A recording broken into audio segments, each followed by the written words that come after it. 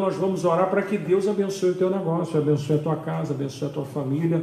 Não vai deixar faltar o pão, não vai deixar faltar a provisão na tua casa. E eu quero fazer uma oração profética. Você que está em casa agora, você, meu irmão, vai orar comigo com toda a fé. Você vai se unir agora comigo na fé. E você agora vai fechar os teus olhos. Nós vamos orar agora e vamos profetizar. Porque as portas do inferno não prevalecerão. E nem o coronavírus vai tirar a nossa provisão, porque nós não servimos a ocasião e o momento, servimos a um Deus que está acima de tudo. Principados e potestades que atuam na região do ar, que são invisíveis, e também qualquer tipo de doença, de moléstia, de peste, que atue também na invisibilidade orgânica do ser humano. Nós cremos que Ele vai fazer tudo isso cessar. Há um tempo em que Deus também está tratando com a humanidade. Feche seus olhos. Senhor, graças te damos, Pai. Bendizemos o teu nome, porque cremos, ó Pai, que tu tens uma palavra para o teu povo. Ó Pai, tu és o dono do ouro e da prata, e o Senhor há de prover, Senhor. Ó Pai, a tua casa, os teus filhos, a Imaum, esse meu irmão, essa minha irmã que está agora me acompanhando, que está nos visitando, eu tenho certeza que o Senhor vai provê-los, vai fazer o negócio deles darem certo, vai dar certo, já deu certo, essa porta já está aberta, o Senhor vai prosperar essa porta, espera só mais um pouco, confia nele, essa porta vai ficar aberta, porque o Senhor está no negócio, está contigo e vai te abençoar. Creia tão somente. Senhor, eu quero orar pela vida dos dizimistas, dos ofertantes da tua casa, abençoando a vida de cada um. Ó Pai, abra as janelas dos céus, como diz a tua palavra, repreende o devorador, o migrador, a locusta, repreende, Pai, tudo aquilo que se levanta, Deus, para trazer miséria. Senhor, em meio ao caos, Senhor, tem um povo que te serve, um povo separado, um povo que faz a diferença, um povo que a Bíblia fala que é a diferença do justo e do ímpio, do que serve e do que não serve. Estamos aqui, Senhor, crendo que não vai faltar nada, não vai faltar nada. Ó Pai, a tua palavra diz lá no segundo livro de Samuel 23, versículo 2, fala aquele que foi o suave em salmos em Israel. O Espírito do Senhor esteve comigo e a sua palavra esteve na minha boca, disse Davi. Ó Pai, em todo o tempo da sua vida, ó Pai, a tua presença foi com ele e não faltou nada. Deus honrou aquele homem na terra. Ele pôde falar no finalzinho da sua vida que o Espírito de Deus foi com ele em tudo. E eu quero, meu irmão, ministrar essa palavra de vitória, de prosperidade e de portas abertas para você, em nome de Jesus. Amém? Amém. Você recebe aí? Então faz assim, ó, recebe assim com as duas mãos assim, eu recebo em nome de Jesus. Meus irmãos, estamos chegando naquele momento, que é o momento da palavra, mas antes eu quero fazer um agradecimento. Antes de nós começarmos o nosso culto, não podia faltar, né? A irmã Thelma deve estar nos vendo agora, mandou aquela garrafa de café para nós. Ainda veio um bolo de laranja ainda para fortalecer a equipe aqui. Glória a Deus. Então, minha irmã, quero lhe agradecer, porque graças a Deus nunca faltou aquele cafezinho abençoado aqui que você sabe que o pastor gosta. Muito obrigado, minha irmã. Deus a abençoe. Quero te convidar agora a você me acompanhar no livro de Mateus, Evangelho de São Mateus, capítulo 19, a partir do versículo 16. Você pode me acompanhar agora? É o momento de nós ministrarmos a palavra, e eu tenho certeza que Deus tem coisas grandes para mim e para você.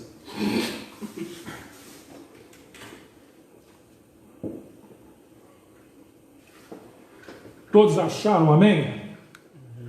Estamos num contexto onde a pregação está voltada para um objetivo.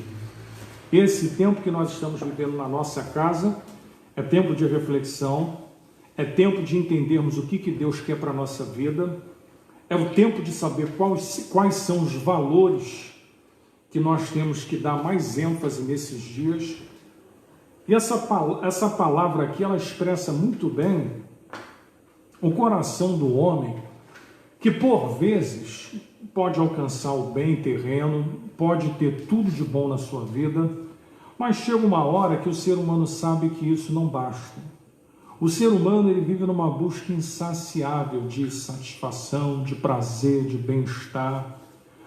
O ser humano não gosta de viver uma vida em que ele não tenha sempre algo a que buscar. Isso é do ser humano, o ser humano está sempre insatisfeito. Mas tem momentos na nossa vida também que Deus nos permite ter. E aí até que ponto Deus nos permite ter, sabermos o que nós vamos fazer com o que temos. Porque Jesus disse, aonde está o teu coração, ali também estará o seu tesouro. Isso quer dizer que se você coloca o teu coração nas coisas do mundo, terrenas, nos valores passageiros, se o teu coração está ali, pode ter certeza de uma coisa, o teu coração vai estar preso sempre a essas coisas, nunca aquelas coisas que são de valores que não são terrenos, valores que a gente pode mensurar como valores que perpassam a essa vida passageira. O maior bem que o ser humano pode encontrar nessa vida é como a parábola que Jesus conta de um homem que achou um tesouro no campo e foi lá e comprou todo aquele campo. Sabe por quê? Porque quando você encontra o reino de Deus, meu irmão, você não quer outra coisa, você quer tudo. Você não quer só um pedacinho, você quer tudo. Então eu quero que você me acompanhe agora no livro de Mateus capítulo 19, versículo 16 em diante. Nós temos os contextos que são os paralelos que você vai encontrar em Marcos capítulo 10 e Lucas capítulo 18. O texto lá, a epígrafe vai falar assim, o jovem rico. Você já deve ter ouvido falar, mas há uma mensagem para esses dias na nossa vida. Nos diz assim, eis que aproximando-se dele um jovem, aí você vai ver que no livro de Marcos, ele vai falar assim, aproximando-se um homem, ajoelhou-se. Aí no livro de Lucas, capítulo 18, vai dizer que aquele homem foi chamado de príncipe. Então, cada passagem vai fazer uma nominação, jovem, príncipe ou homem. Então, aquele homem ali, se a gente for contextualizar, devia ter por volta da meia-idade, jovem adulto, como nós falamos na linguagem científica. Então, ele já era um homem de meia-idade, já era um homem que já tinha uma noção exata da vida. Quando a gente passa dos 40, como eu não tenho 40 e muitos, eu tenho 40 e poucos ainda. Então, a gente já começa a ter uma noção clara da vida. Depois dos 40, você não pode agir de maneira ingênua para a vida. Você já começa a entender o que são valores permanentes e o que são valores transitórios. Aquilo que você entende que vai ser bom para a tua vida e aquilo que não vai ser mais. Com essa idade, você já começa a saber, de fato, o que você vai valorizar daqui por diante. Porque quando você chega aos 40, você constrói. É a idade de construir. É a idade da força, é a idade do seu intelecto estar na plenitude. A partir dos 40, cientificamente, se diz que nós vamos perdendo neurônios. Então, a nossa memória vai enfraquecendo. Então, a melhor época para a gente poder conquistar, meu irmão, é você que está com seus 20 e poucos aninhos, com 30 e pouco. Começa aí, corre atrás para quando chegar nos 40, já está na plenitude das coisas. E é bom quando você chega nessa idade que você pode não ter tudo o que você gostaria, mas uma coisa não pode faltar na sua vida, é você se sentir pleno como ser humano. Plenitude, e a plenitude às vezes não está no dinheiro, a plenitude às vezes não está em ter muita coisa, a plenitude está em você saber quem você é, para onde você vai, o que você está fazendo aqui, qual é o seu propósito de vida, por que você está aqui, tem uma finalidade, tem um propósito, você precisa entender isso nessa vida, tu não pode passar e sair dessa vida sem entender esses valores básicos. É isso que constitui, meu irmão, o ser humano entender o que está fazendo aqui. O ser humano não está aqui por acaso, aleatoriamente, não vai morrer para ficar transmigrando e passando por outras vidas e reencarnando. Isso aí não existe. Até porque estatisticamente nasce mais do que morre, então a improbabilidade disso acontecer é zero. Então a questão de espiritismo, essas coisas, a gente não tem nem como comprovar isso cientificamente. Então, o que eu estou querendo dizer para você é o seguinte, é nessa vida aqui, é nessa vida que você vai construir, é nessa vida que alguns valores vão ficar marcados, e nós veremos quem vai servir a Deus de fato, e quem vai passar nessa vida e vai conhecer e nunca vai ter tido uma experiência com ele. Mas vamos lá, continuando o texto. Aproximando-se dele, um jovem disse, bom mestre, o que farei para conseguir a vida eterna? Eu acho que essa é a pergunta que permeia o coração de todo ser humano. Porque ele vai falar assim, o que farei? Porque dinheiro ele tinha, né? Uma vida boa ele tinha. Agora ele queria entender, são perguntas que nós temos na vida. O que nós vamos fazer para alcançar algo que, bem, o material eu tenho, a vida boa eu tenho, mas, peraí, vida eterna não está no campo do que o homem pode alcançar naturalmente. Então aqui eis uma pergunta que começa o nosso sermão dessa noite. E ele lhe disse: por que me chamas bom? Não há bom, senão um só, que é Deus. Se queres, porém, entrar na vida, guarda os mandamentos. E disse-lhe ele: quais? Jesus disse: não matarás, não cometerás adultério, não furtarás, não dirás falso testemunho. Honra o teu pai e a tua mãe, amarás o teu próximo como a ti mesmo. E disse-lhe o jovem: tudo isso eu tenho guardado desde a minha mocidade. Mas ele vai falar assim: o que me falta ainda? E disse-lhe Jesus: se queres ser perfeito, vai, vende tudo que tens e dá aos pobres, e terá um tesouro no céu, vem e segue-me. E o jovem, ouvindo essas palavras, retirou-se triste, porque possuía muitas herdades. Na outra tradução, Jesus disse assim: ainda te falta uma coisa. Meus irmãos, eu começo essa pregação fazendo uma analogia para você com 3 aspectos dessa pergunta que é feita. O tema que nós podemos dar para essa pregação é: o que farei para conseguir a vida eterna? A pergunta que eu faço em meio a todo esse caos que está acontecendo, e você que está nos ouvindo e vendo agora através desse canal, de repente você gostou, alguém te indicou e você está ouvindo porque você quer ouvir alguma coisa que faça sentido para você.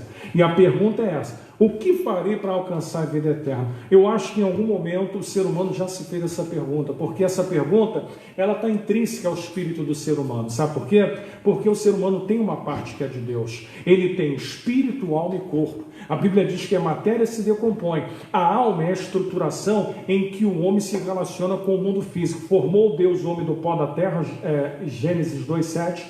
Formou Deus o homem do pó da terra, soprou sobre as suas narinas o fôlego de vida e o homem passou a ser alma vivente. Então, a alma é o canal da relação dessa vida terrena aqui, é a estruturação que o homem tem, que o homem passa a entender esse mundo. Em algum momento, essa pergunta já veio a nós. Por quê? Porque nós temos a essência que Deus soprou no homem e que passou de Adão a todos os homens, como diz lá em Atos 17:25, que de um só homem, de uma só carne, descendeu todos os homens. Então todos os homens, obviamente que Deus não fez matéria e ficou soprando o espírito, ele colocou geneticamente uma composição genética em relação ao homem e à mulher, e com a parte cromossômica de cada um, Deus permitiu que não precisasse mais formar nem soprar, o homem passar a gerar, e homem e mulher gerando agora uma outra vida, e essa vida se estrutura. E eu não vou entrar no aspecto de antropologia, eu vou entrar no aspecto de que em algum momento nós vamos nos fazer essa pergunta, e isso está intrínseco 3 questões aqui. Isso nos revela, essa pergunta que ele faz nos revela 3 preocupações. A primeira, com o futuro. O ser humano, quando ele olha para frente, ele tem expectativas, e por mais que ele tenha expectativas em comprar uma casa, ter um carro, ter uma vida melhor, ele sabe que isso passa, o momento passa. Nós temos um momento da vida, todos vão ter aquele momento que vai ser especial na vida, que você vai ter, vai conquistar, mas vai chegar uma hora que isso vai perder o sentido. Todos nós vamos envelhecendo. A Bíblia diz em Eclesiastes 12, lembra-te do teu Criador nos dias da tua mocidade, porque você tem força ali. É o melhor período, e se você louvar a Deus e servir a Deus na tua mocidade com prazer, você vai conseguir nessa vida, da tua juventude, da tua mocidade, viver os melhores anos da sua vida. Nós vai chegar um tempo que você também vai estar um pouco mais amortecido com a experiência, dando frutos na velhice também. Mas essa é uma pergunta que o ser humano se faz. A primeira pergunta é a preocupação com o futuro. A segunda, isso aqui nos revela algo que o dinheiro não resolve. O dinheiro não resolve. Se ele fala o que faço para herdar a vida eterna, é porque o dinheiro não compra. É porque nós sabemos, e a gente vê que muita gente se suicida e se mata, porque o dinheiro não compra. O dinheiro não compra paz, não compra felicidade, não compra o sossego que você tem na sua casa. Você pode, de repente, não ter nada, mas você tem família, você tem sossego, você tem paz dentro do seu lar, você tem, independente das situações, valores que você teve e que você passa para os seus. Então você tem algo importante, você tem algo a passar, você tem algo a dar. E isso é importante. A terceira, eu estou aqui na parte introdutória, ele vai dizer assim: que bem farei? A pergunta não deveria ser essa, a pergunta deveria ser: que farei? Porque o que farei é pensarmos juntos. Que bem farei é uma maneira de barganhar. Bem, o que eu posso fazer? O que eu posso dar? Mas, quando a gente fala de vida eterna, não há nada que possamos dar. A vida eterna não está condicionada a obras sociais, a bem que a gente faz. O apóstolo Paulo, ele vai dizer, lá no capítulo 13, se eu não me engano, versículo 3, ainda que eu venda e que eu dê todas as minhas riquezas para poder ajudar o necessitado e o pobre, ele vai falar, ainda que eu dê o meu corpo para ser queimado, ainda que eu faça tudo isso, preste bem atenção, se não tiver amor, nada presta. Então Paulo está dizendo que não adianta você fazer tudo e você não entender, meu irmão, que o principal dessa vida é você, que bem farei. A preocupação dele expressa o seguinte: tem alguma coisa que eu posso fazer para poder alcançar? E o problema é que as religiões se estribam achando que fazendo obra social, que ajudando... Meu irmão, isso é obrigação. Fazer o bem é obrigação. Ajudar o próximo é obrigação do cristão, é um dever. Tem pessoas lá fora que não são cristãs e fazem isso, meu irmão. Infelizmente, não é por fazer que serão salvas. Elas vão fazer e nessa vida vão ter suas compensações e recompensas humanas. Porque Jesus deixa claro que galardão tem a ver com o céu e recompensa tem a ver com a terra. A recompensa as pessoas vão ter. Galardão está lá em cima. É para aqueles que hão de herdar, meu irmão. Então, por isso que eu quero dizer para você que essa pergunta revela esses três caráteres aqui dentro. E aí eu continuo com você. Marcos 10, 21, Jesus vai falar assim, que Jesus o amou. É interessante porque Jesus olhou para aquele jovem e o amou. E o texto vai falar assim, te falta uma coisa. E aí o que eu penso? Que a gente pode estar na correria do dia a dia, a gente pode fazer as coisas, mas você já parou para pensar se está faltando alguma coisa na sua vida? Já parou para pensar se você tem andado com os ponteiros certos naquilo que a tua consciência diz? Você sabe, nós temos uma consciência que Deus colocou em nós e foi proposital. A consciência é uma estrutura que Deus pôs no ser humano como uma caixa preta. A Bíblia diz em Eclesiastes que os segredos do coração dos homens há de ser revelados. Por quê? Porque fala da consciência, está tudo escondidinho, tudo guardado. A Bíblia diz que tudo isso pesará a favor ou contra o homem. A Bíblia diz, meu irmão, que essas coisas Deus há de trazer às claras. Não há nada que ficará oculto. E eu me pergunto nessa noite, faço essa pergunta a você: será que nós estamos andando nessa vida e não estamos parando em algum momento perguntando-nos se está faltando alguma coisa na nossa vida? Porque, meu irmão, eu não posso sair e achar que as coisas vão indo e que daqui um pouco as coisas vão melhorar, porque pode ser, meu irmão, e eu quero dizer uma coisa para você que você precisa ter atenção: nós não estamos isentos de fatalidades da vida, nós não estamos isentos de situações inesperadas acontecerem. Nós não podemos deixar para o amanhã o que nós temos que fazer hoje. O que nós temos que fazer hoje? É ouvir o que você está ouvindo e refletir, e pensar assim, bem, se está me faltando alguma coisa, agora é a hora, porque Deus permitiu. A Bíblia fala que não cai uma folha da árvore sem que Ele não permita. Se tudo isso está acontecendo no mundo, de uma coisa eu sei: Deus permitiu. Ele se vale das situações. Deus não tem um prazer nem que o pecador se perca. Quanto mais eu vou atribuir que Deus tenha prazer que as pessoas morram pelo mundo. Não. Mas o ato do homem leva o homem a viver essas coisas. E Deus, dentro da situação, Ele precisa também usar as situações para poder mostrar ao homem o seu estado. Porque, meu irmão, o mundo... A Bíblia diz que a estrutura que rege o mundo invisível e que controla os governantes do mundo jaz do maligno. Não espere, meu irmão, que as coisas no mundo melhorem. As coisas não vão melhorar, porque nós estamos num caminho sem volta. A Bíblia disse que o fim dos tempos seriam marcados por essas situações que você está vivendo. O nosso embate hoje é muito mais do que as resoluções dos problemas de saúde do coronavírus. É um embate ideológico, é um embate político, é um embate social, é um embate religioso, é um embate de uma série de coisas. E nós sabemos que esse tempo viria. Nós temos que estar preparados. Porque se Jesus achar que ele vai ter que buscar a igreja dentro ou fora do coronavírus, ou posteriormente, o que seja, meu irmão, nós não podemos deixar para nos preparar depois.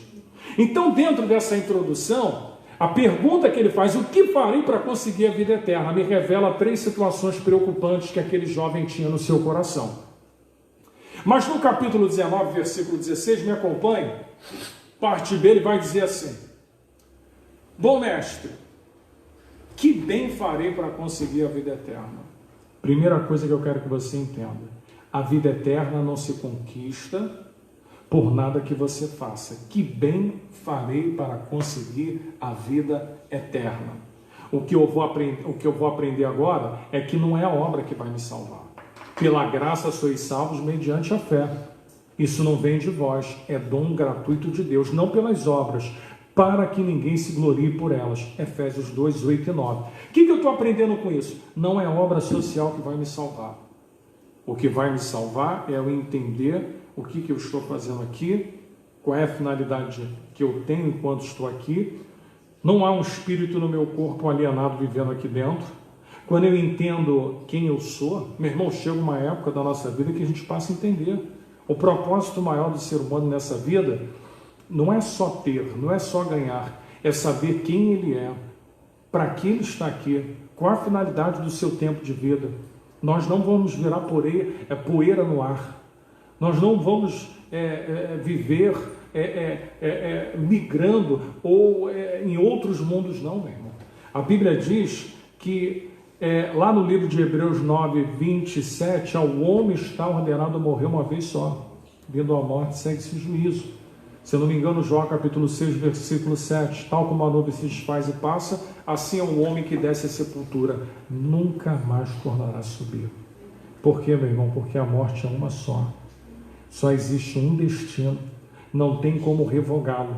Quem morre hoje, meu irmão, pode ter certeza, está agora no paraíso, naquilo que a Bíblia chama seio de Abraão, descansando das suas obras, aguardando aquele grande dia, já sendo chamado lá como igreja triunfante. Nós estamos militando ainda. Então, eu aprendo aqui, meu irmão, que não é por obras. Uma outra coisa é que ele conhecia bem os 10 mandamentos.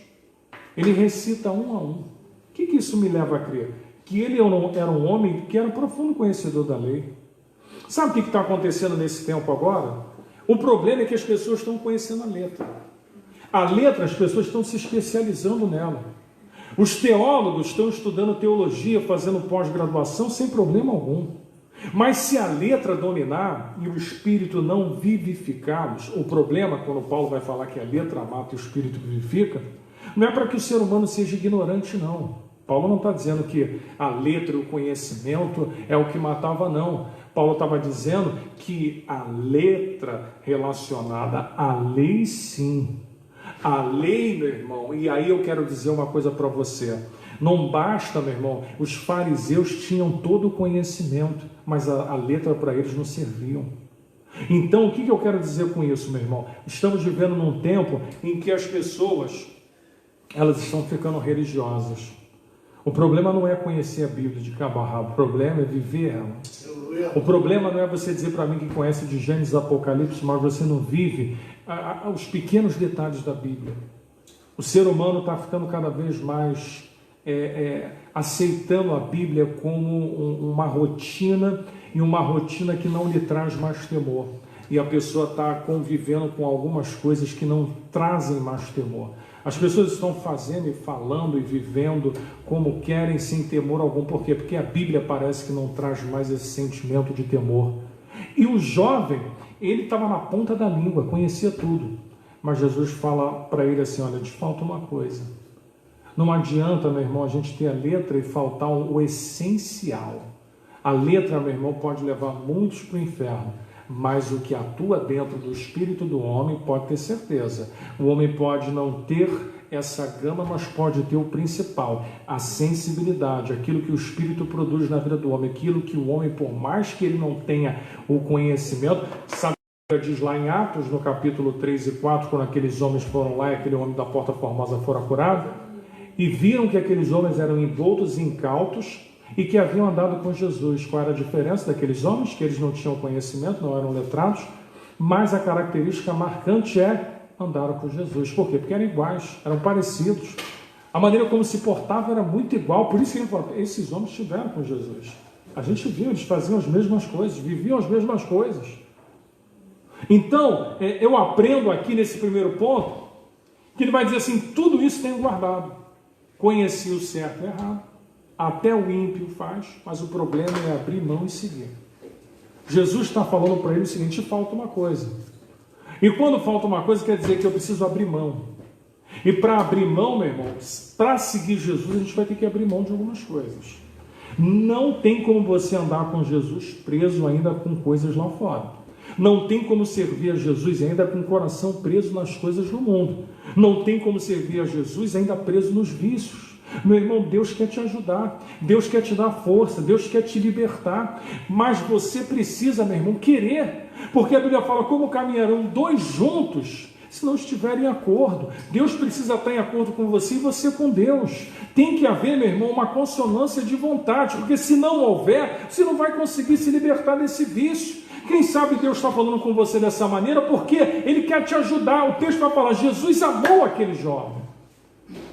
Mas o que vai adiantar, meu irmão, a Bíblia dizer que Ele te ama, que deu o seu único filho, para que todo aquele que nele crê não pereça e tenha a vida eterna, se você não quiser? Se você não abrir mão de algumas coisas, porque o texto deixa bem claro que Ele não quis abrir mão. Ele não quis renunciar, por quê? Porque o coração dele estava ali. A pergunta que eu te faço é, aonde está o teu coração? Aonde você está colocando o teu valor de vida? Aonde você está prendendo no teu coração em coisas que de repente, meu irmão, não vou te levar a lugar nenhum. Mas se você entender que Jesus está dizendo para você assim, filho, filha, está te faltando uma coisa. E aí, meu irmão, você sabe. O Espírito Santo que está aqui ministrando, está aí em você. E Ele está ministrando no teu coração agora o que está faltando. Ele está ministrando em você agora o que precisa mudar. Essa noite Deus te colocou aqui na frente dessa tela onde você está vendo no celular, no tablet ou no computador para falar contigo. Te falta uma coisa e Deus quer te ajudar, meu irmão, minha irmã. Deus quer te ajudar a você preencher o que falta. Se você preencher o que falta, meu irmão, todas as demais coisas você vai ter plenitude de vida, amém? Você vai ter plenitude, Deus vai te abençoar, vai te honrar, mas o reino precisa estar em primeiro lugar. A segunda coisa que eu aprendo aqui, e eu quero que você preste bem atenção nisso, o homem é reprovado pela intenção, não pela atitude. Olha o que diz aqui o capítulo 19, versículo 16, parte B. Bom mestre, que bem farei. Deus, ele vê a intenção antes da atitude. Eu quero dizer para você que o que vale para Deus é o que vem antes. Porque o que vem antes diz o que virá por vir. Tem a parábola do fariseu e do publicano. Um diz que vai e não vai. Outro diz a princípio que não ia e foi. Jesus pergunta, quem que está certo? É o que foi. Quem é que está certo? É o que conclui. É o que vai até o final. Então eu aprendo aqui nesse segundo ponto, meu irmão, é que o homem é reprovado, preste bem atenção, pela intenção e não pela atitude. Que bem farei, eu já disse, é diferente do que farei. Que farei se coloca numa situação de refletir junto. Que bem farei é aquilo que está ao meu alcance. É não abrir a mão. É a pessoa dizer assim, bem, eu estou no controle ainda. Porque que bem farei está errado. Ele tinha que falar, Jesus, que farei? É diferente. Que bem farei fala de alguma coisa que eu posso fazer. Que farei fala de uma coisa que Jesus me ajuda nisso. Vamos aqui juntos pensar, o que eu vou fazer? E de repente Jesus está falando com você hoje, que Ele quer pensar junto com você. A pergunta correta para você alcançar a vida eterna é, que farei? Não é um bem que você possa fazer. Esqueça, tudo que você possa fazer de bem não vai comprar a eternidade para você. O que vai fazer você ganhar a vida eterna é entender o que você precisa fazer. Que farei? É isso que você precisa entender nessa vida. Senhor, o que farei? Era essa a pergunta que ele deveria ter feito. Mas, às vezes, nós não queremos nos submeter. Porque submeter à vontade de outro quer dizer que eu me coloco numa posição de estar submisso. E o ser humano, ele tem dificuldade de ser submisso. O ser humano é desafiado a ser submisso em vários polos da vida. No trabalho, em casa, na família, naquilo que ele tem como trabalho, naquilo que ele lidera, naquilo que tem a ver com a igreja. Tem uma série de coisas que envolve isso. Submeter-se à vontade. Renunciar ao que eu gosto. Você está pronto para a vida eterna? A pergunta que eu faço a você agora: você está pronto para a vida eterna? Porque a vida eterna exige algumas coisas. Ninguém vai alcançar a vida eterna porque diz que Jesus é bom. A Bíblia diz lá no livro de 1 João 2,6: aquele que diz que está nele deve andar assim como ele andou. Ninguém pode dizer: Jesus está aqui, mas não anda como ele. Não tem efeito. Tem que ter consonância de palavra e atitude. Tem que ter essas duas coisas. Então aquele homem, ele tinha bens materiais, ele tinha conhecimento, ele tinha tudo que um homem, de repente, na vida que está lá fora, gostaria de ter. Mas quando a gente conhece a palavra, e o ser humano, quando entra em contato com a palavra, ele vai perceber que a sua vida nunca mais vai ser a mesma. O cristão verdadeiro está sempre em busca de entender se ele está vivendo e fazendo o melhor que ele pode para Deus. Sempre há uma angústia, e eu quero dizer que a angústia é essa, não é a angústia depressiva, não, é aquilo que fica dentro de nós de sabermos: será que eu estou cumprindo a vontade de Deus de maneira adequada e correta? Então eu aprendo, segunda coisa para você deixar guardado aí, que o homem é reprovado pela intenção e não pela atitude. Porque Jesus viu a intenção daquele homem. A intenção foi inadequada. Que bem farei? Ele poderia dizer para Jesus: Jesus, o que farei? Era simples. O que Jesus quer de você é simples. É falar: Senhor, o que eu faço? O que eu preciso? Senhor, me ajuda. Senhor, eu quero tanto poder ter uma vida contigo. É simples, meu irmão. Jesus não está distante lá no céu, como as pessoas falam. Ele está lá no céu e aqui ele não ouve ninguém, não. Perto está o Senhor daqueles que o buscam. Perto está o Senhor daqueles que invocam o seu nome. Ele está aqui, meu irmão. Ele está aí na tua casa. O Espírito Santo está aqui. Ele disse que ele foi ao Pai, mas mandou o Consolador que ficaria permanentemente conosco. Então, meu irmão, eu não preciso, eu estou na minha casa, o Espírito Santo está comigo, está dentro de mim. Para eu refletir, para ele me fazer refletir em tudo que estamos falando aqui. Ele vai dizer assim, capítulo 19, versículo 16: bom mestre. Sabe o que eu aprendo aqui? Ele nem conhecia. E às vezes as pessoas não conhecem, mas a pessoa, ela, pelo que se pode oferecer, a gente vai sempre adjetivar quem pode oferecer alguma coisa: bom mestre.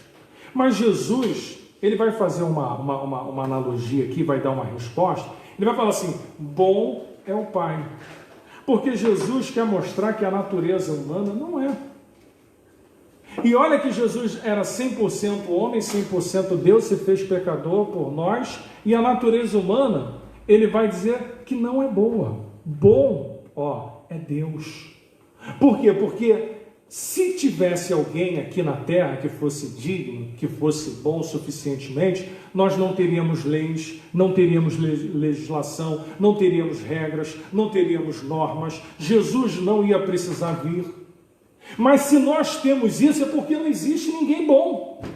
Lá no livro de Romanos, no capítulo 10, no capítulo 3, do versículo de 10 a 20, Paulo coloca um tribunal de judeus e de gentios. E ele vai falar assim: não existe sequer um justo que faça o bem. Não existe sequer um homem que busque a Deus.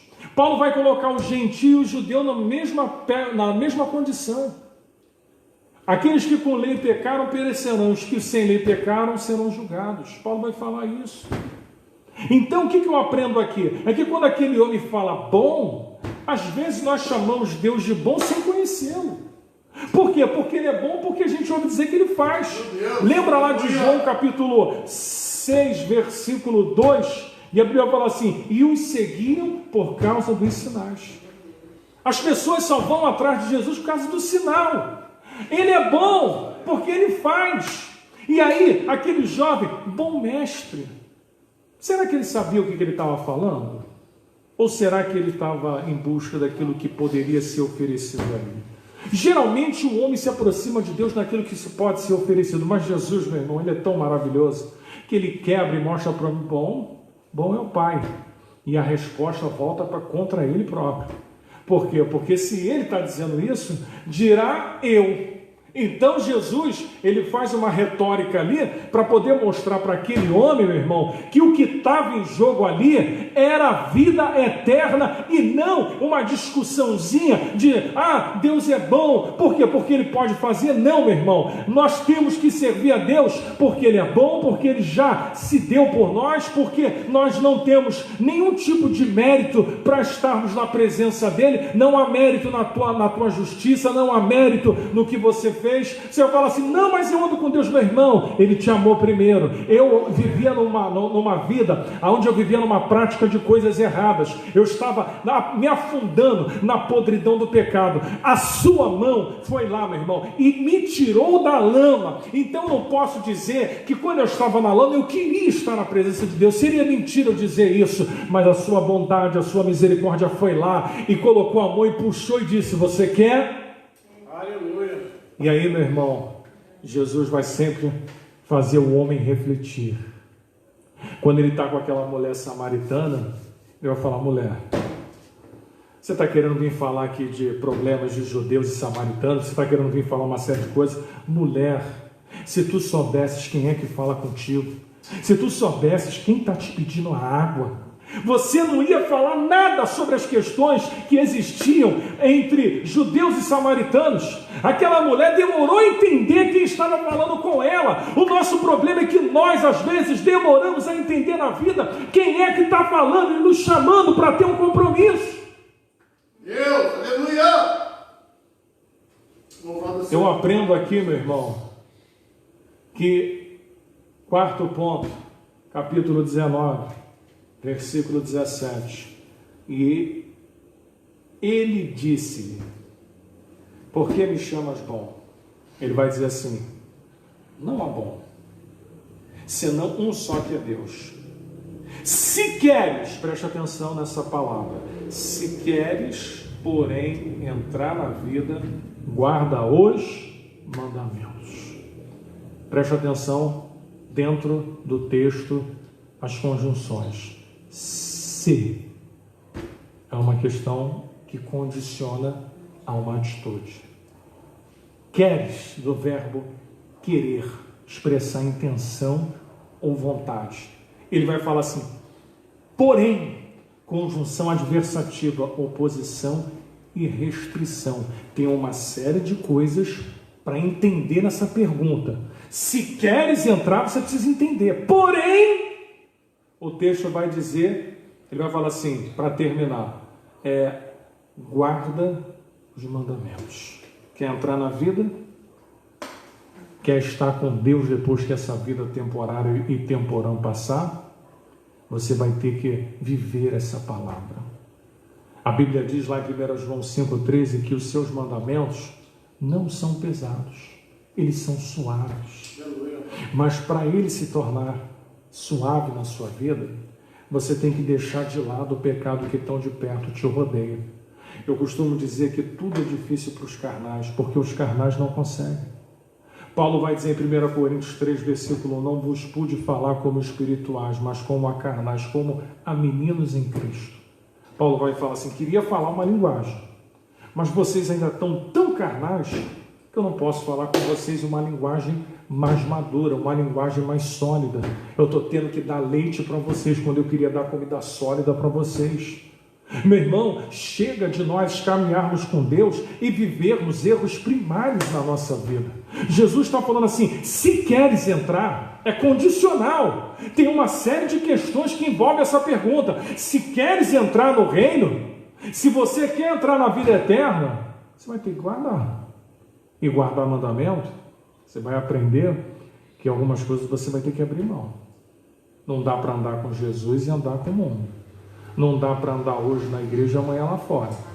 Não dá para estar dando glória a Deus num dia, no outro dia está falando uma série de palavras tortos, falando palavrões e falando gírias e falando como as pessoas do mundo se comportam. Não há diferença nisso. Meu irmão, eu estou pregando para você reino de Deus. Eu não estou pregando o que as pessoas dizem por aí. Eu estou pregando o que a Bíblia diz. A Bíblia diz lá em Efésios 4:26, não sai da vossa boca, 4:26 não, 4:30, não sai da vossa boca nenhuma palavra torpe, mas antes a que promove edificação e que transmita graça aos que ouvem. A nossa boca, como diz o salmista no Salmo 5:9, não pode ser como um sepulcro aberto que exala mau cheiro. A nossa boca, meu irmão, ela deve ser uma boca voltada para ministrar. A nossa língua não pode ter duas fontes, nem uma doce e nem uma salgada, porque da mesma língua, diz Tiago, não pode um homem maldizer a Deus que é a imagem e semelhança dele. Então nós temos que ver essas coisas, porque essas coisas vão nos atrapalhar.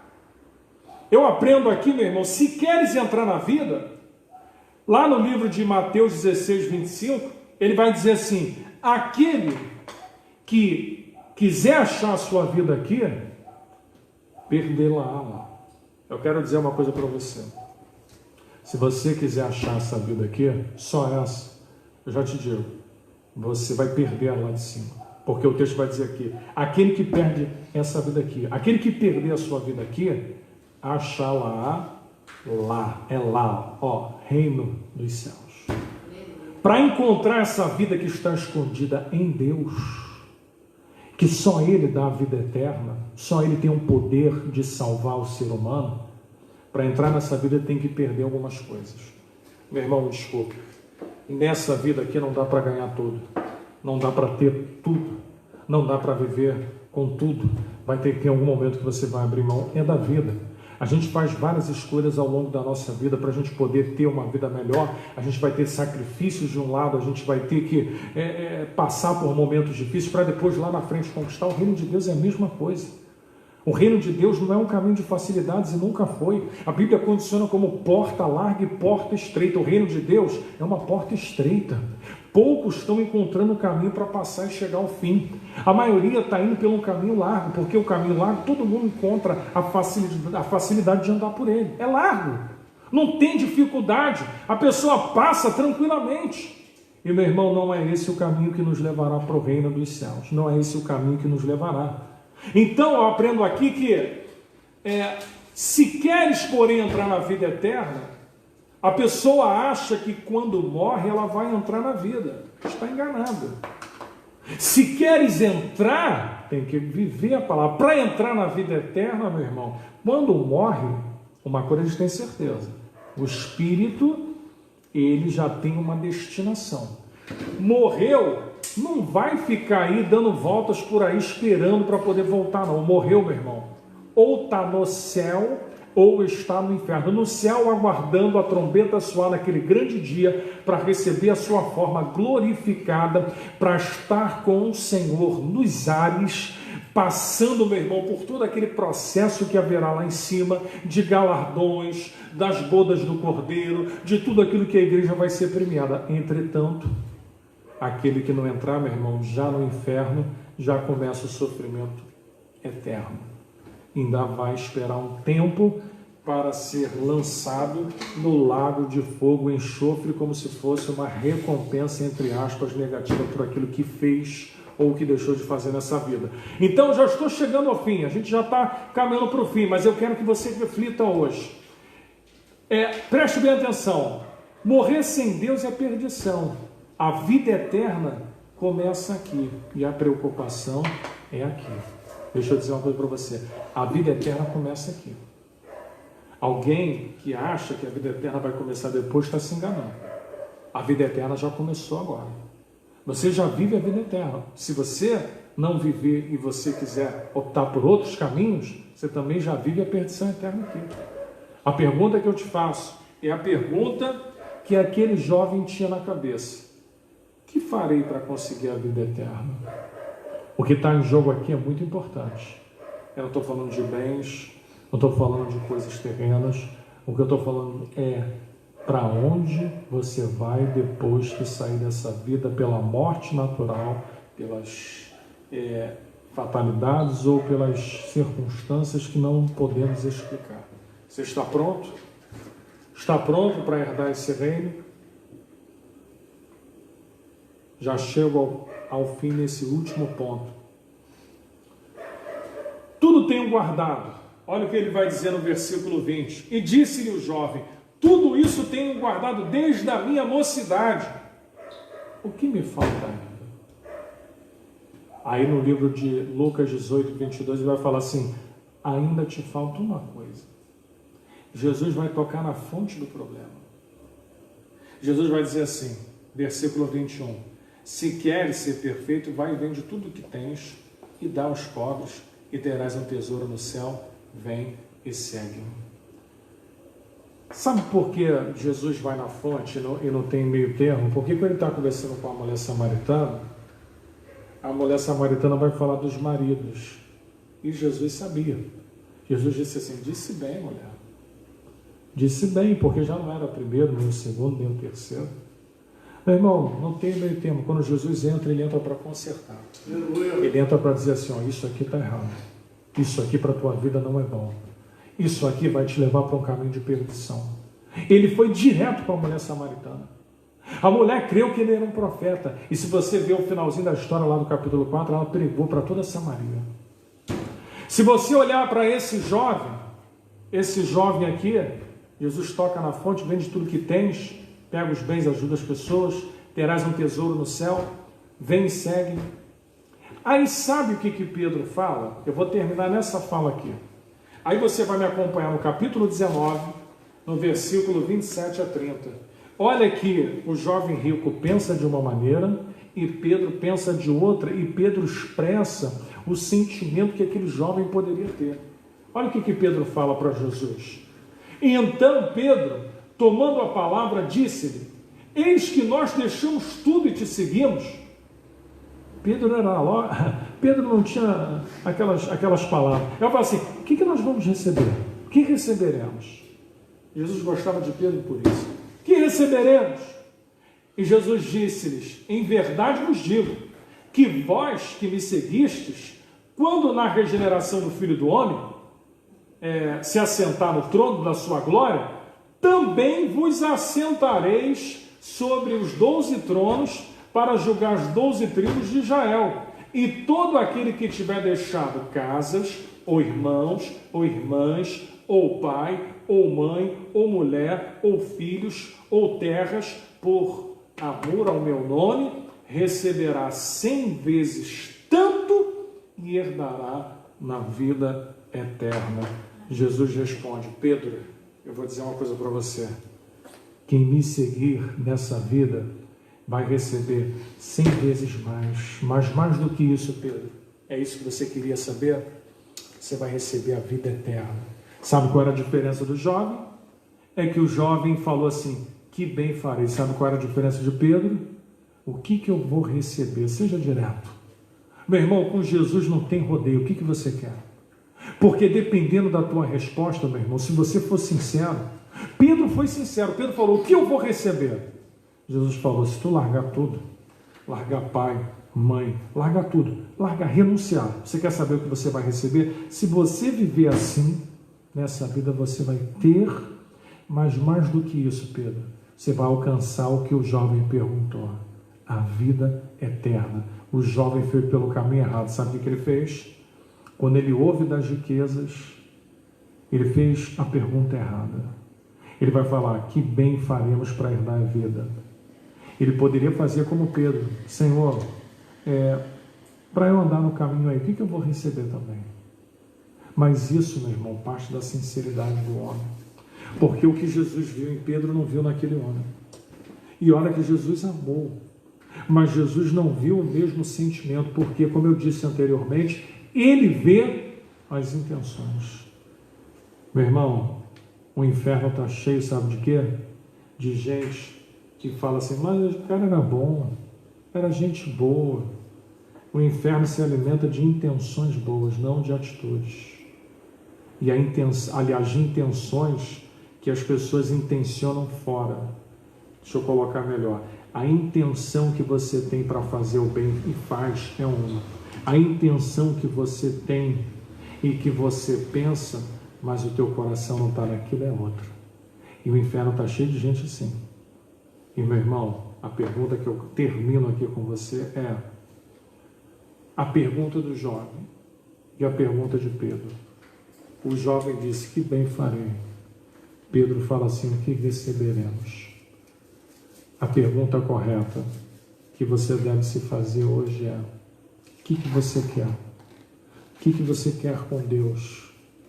Porque se você quiser, Ele está dizendo: segue, larga tudo que tens, anda comigo, venha viver uma vida nova, venha viver o que você não está acostumado, venha depender de mim. Imagina Mateus, um antigo Levi, cobrador de impostos que trabalhava nos tributos de Roma, tinha uma vida boa. Jesus fala assim: larga, sai da alfândega, vem para cá, me segue. E aquele homem na mesma hora não titubeou, ele largou tudo, foi seguir a Jesus e viveu uma vida, sabe o quê? De discípulo. E depois virou o apóstolo Mateus, que foi o homem que escreve o seu evangelho para os judeus. Então, meu irmão, eu quero terminar essa mensagem deixando esse apelo para você. Você já sabe o que você tem que fazer para herdar a vida eterna. Aonde você está agora, eu quero orar. Se você quer herdar a vida eterna, você está me ouvindo agora e está dizendo assim: Senhor, eu estava afastado do teu caminho, essa palavra falou comigo. Se Deus tem falado com você isso, se você quiser colocar, pode colocar. Não é nenhum problema não, meu irmão. Você está na igreja virtual. Você pode colocar: essa palavra me alcançou, me atingiu, e eu vou orar daqui. E aonde você estiver, você vai colocar a mão no teu coração agora.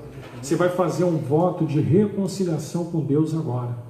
A pergunta, meu irmão, correta que você vai fazer para Deus não é que bem farei, é: Senhor, o que farei eu para herdar a salvação? O que farei? Eu não tenho bem para poder me dar em nada, eu quero saber o que eu faço. Deus está te dando a resposta hoje. A resposta que Ele deu para Pedro é para a tua vida. Se você andar com Ele, você vai ter aqui nessa vida também. E vai ter lá na vida eterna. Vai viver o bem da terra. O profeta Isaías, no capítulo 1, versículo 19 e 20, ele vai dizer: se quiserdes e ouvirdes a voz do Senhor, comereis o melhor da terra, o bem dessa terra. Porém, se não quiseres, comerei a espada, porque diz o Senhor, é a escolha. Se você quer comer o melhor, se você quer ter uma vida em abundância aqui e partir, meu irmão, para a vida eterna, fecha os teus olhos agora. Senhor, eu quero orar por essa pessoa que está me acompanhando neste momento com a mão no coração. De repente, essa pessoa está fazendo agora um voto contigo. De repente, na casa dela, ela está fazendo um voto de reconciliação. O voto que agora ela está dizendo: Senhor, eu quero voltar a viver contigo, eu quero voltar a sentir a alegria da salvação, a sentir que a vida eterna está junto a mim. A Bíblia diz que nós temos, através do Espírito, a certeza, porque o Espírito clama em nós: Abba, Pai. Ele clama dentro de nós, nos dando a certeza de que nós estamos andando no caminho da salvação. Senhor, eu quero colocar essa pessoa que está entregando a sua vida agora para Ti nesse momento. Essa pessoa que está dentro da sua casa levantando a sua mão e dizendo: Senhor, eu quero isso para a minha vida, é isso que eu preciso, é isso que eu tenho buscado. Eu consigo trabalhar, eu conquisto, eu sinto que o Senhor me abençoa, mas estava me faltando ouvir isso e colocar isso na minha vida. Então Deus está te dizendo, Ele está colocando isso na tua vida hoje. É isso que estava faltando para você. Jesus disse: te falta uma coisa, você sabe o que é. Ele está ministrando agora aí ao teu coração. Ele está ministrando ao teu coração agora. O Espírito Santo está aí, aonde você está.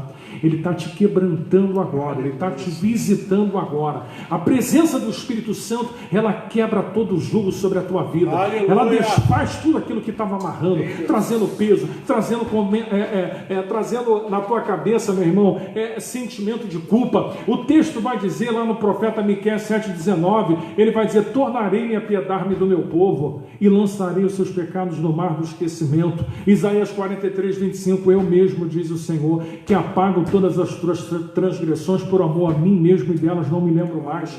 O Senhor está dizendo para você isso, que a graça dele agora está abundando, meu irmão. Onde o pecado estava prevalecendo e que não havia força, agora há uma graça, meu irmão, há uma poderosa graça. Nenhuma condenação há, Romanos 8, para aqueles que estão em Cristo Jesus, não os que andam segundo a carne, mas os que andam segundo o Espírito. Receba agora a graça de Deus. Receba agora o perdão e a misericórdia que Ele traz ao teu coração. Seja renovado nessa noite na tua fé. Em nome de Jesus. Amém.